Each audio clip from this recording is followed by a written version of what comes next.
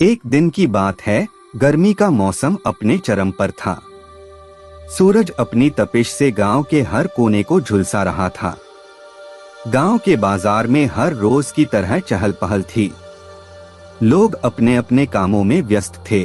बाजार की गलियों में एक रौनक सी छाई हुई थी। इस भीड़ भाड़ के बीच एक सियार गांव से गुजर रहा था। वह बहुत भूखा और थका हुआ था।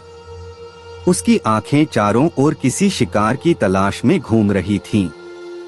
पेट की भूख से व्याकुल सियार धीरे धीरे चलते हुए गांव के अंदर आ गया। गांव के बाजार के पास पहुंचकर सियार ने देखा कि वहां बहुत सारे लोग इकट्ठा हैं। पहले तो उसे समझ नहीं आया कि यह भीड़ किस लिए जमा हुई है, पर कौतूहलवश वह भी पास जाकर देखने लगा। भीड़ के बीच से सियार ने झांक कर देखा तो वहां दो बकरे एक दूसरे से जोरदार लड़ाई कर रहे थे। दोनों बकरे बेहद तगड़े और शक्तिशाली थे। वे अपने सिरों को बार बार आपस में टकराते और अपनी ताकत से एक दूसरे को गिराने की कोशिश कर रहे थे।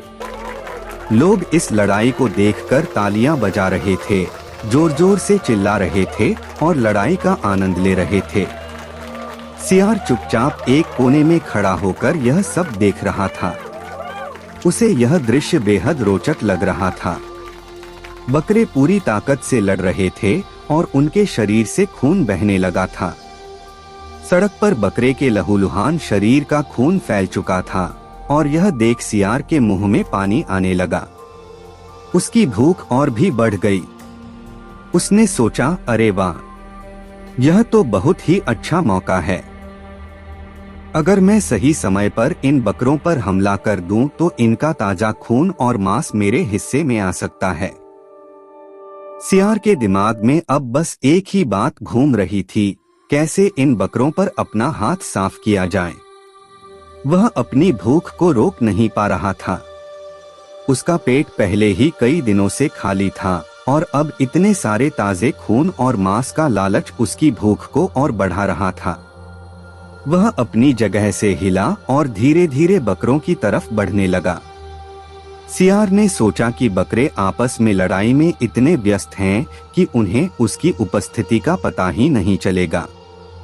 जैसे ही वह बकरों के पास पहुंचा, उसने बिना सोचे समझे उन पर झपट्टा मार दिया।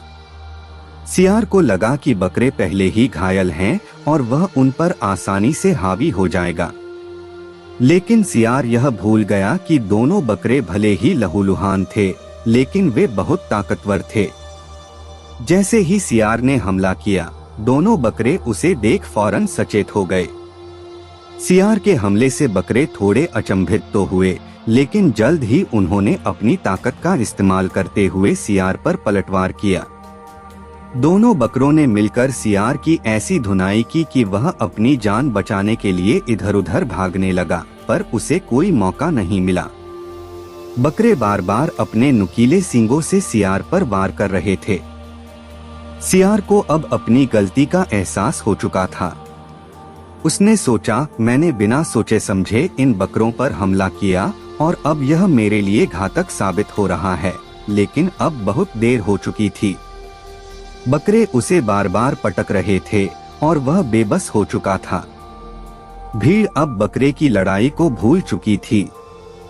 अब सब लोग सियार और बकरों की इस लड़ाई को देखने में लगे थे। लोग तालियां बजा रहे थे और चिल्ला रहे थे। सियार की हालत खराब हो गई। बकरे उसे पीट रहे हैं। कोई भी सियार की मदद के लिए आगे नहीं आया, बल्कि लोग उसकी बेबसी पर हंस रहे थे। कुछ ही देर में सियार पूरी तरह से ढेर हो गया। बकरे ने उसे इस कदर पीटा कि उसकी हड्डियां चटक गईं और वह तड़पकर जमीन पर गिर पड़ा। उसकी हालत इतनी खराब हो गई थी कि वह अपनी जगह से हिल भी नहीं पा रहा था। दोनों बकरे उसे छोड़कर वापस अपनी लड़ाई में लग गए। सियार ने अपनी आखिरी सांसें गिनते हुए सोचा, कितनी बड़ी भूल की मैंने। अगर मैंने धैर्य से काम लिया होता और अपनी भूख पर काबू रखा होता तो शायद आज मेरी जान बच जाती।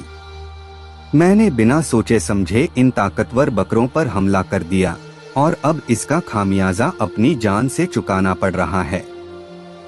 सियार की इस मूर्खता का अंत यही हुआ।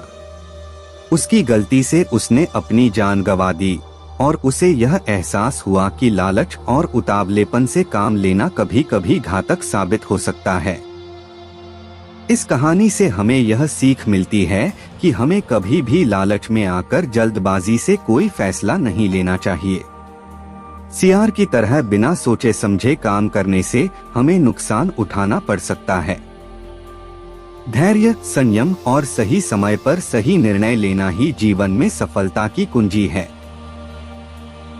तो आज की कहानी यहीं समाप्त होती है। यदि आपको यह कहानी पसंद आई हो तो हमारे चैनल को लाइक करें, शेयर करें और सब्सक्राइब करना न भूलें। अगले वीडियो में हम फिर से एक नई और रोचक कहानी के साथ मिलेंगे। धन्यवाद।